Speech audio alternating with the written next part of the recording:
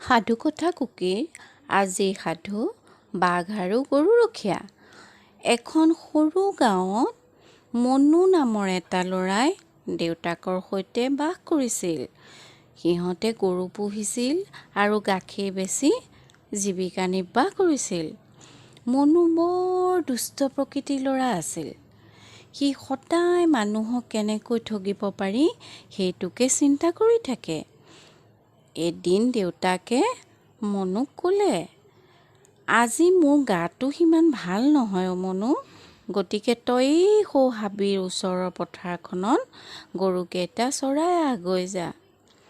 মনু যদিও দুষ্ট আছিল, দেউতাকৰ সকলো কথা শুনিছিল আৰু সি গৰু চৰাবলৈ বুলি হাতত কেটেপা আৰু এছাৰি লৈ গৰুলৈ পথাৰলৈ গ'ল।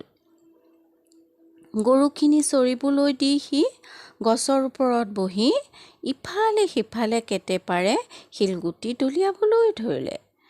এনেতে সি গাঁৱৰ মানুহক ঠগিবলৈ বুলি বাঘ আহিছে, বাঘ আহিছে, মোক বচোৱা, মোক বচোৱা বুলি চিঞৰিবলৈ ধৰিলে। তাৰ চিঞৰ গাঁৱৰ মানুহে শুনিলে আৰু গাঁৱৰ মানুহে হাতত যাঠি জোং লৈ আহি পথাৰ পালেহি। পথাৰ পাই মনুক ক'বলৈ ধৰিলে, ক'তা বাঘ মনু, ক'লৈ গ'ল বাঘ? সি ক'লে, ইয়াততো ক'তো বাঘ চাঘ ওলোৱা নাই। গাঁৱৰ মানুহে সি যে মিছা মাতিছে গম পালে আৰু খঙতে গুচি গ'ল। আকৌ আন এদিনৰ কথা, সি গৰু চৰাই আছিলে এইবাৰো। সি গাঁৱৰ মানুহক ঠগিবলৈ বুলি মোক বচোৱা, মোক বচোৱা, মোৰ গৰুকেইটা বাঘে খাই পেলাব, বচোৱা, বচোৱা। গাঁৱৰ মানুহে হাতত এইবাৰ জুই, দা, কুঠাৰ লৈ বাঘ খেদিবলৈ আহিল। সি গাঁৱৰ মানুহক দেখি হাঁহিবলৈ ধৰিলে। গাঁৱৰ মানুহখিনিয়ে তাক ক'লে, ক'তা বাঘ মনু? সি হাঁহিয়ে থাকিল আৰু সি বৰ আনন্দ পালে।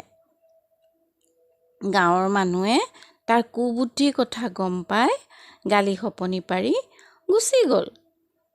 এনেকৈ অলপ দিন যোৱাৰ পাছত এদিন সি গৰু চৰাবলৈ আহোঁতে সঁচাকৈয়ে এটা প্ৰকাণ্ড বাঘ ওলালহি।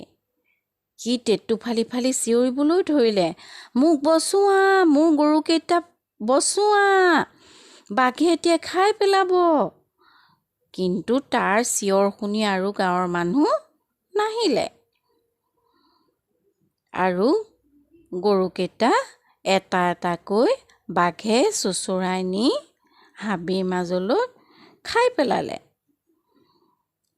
এই সাধুটোৰ পৰা আমি বুজিলোঁ যে কেতিয়াও আমি মিছা কথা ক'ব নাপায়।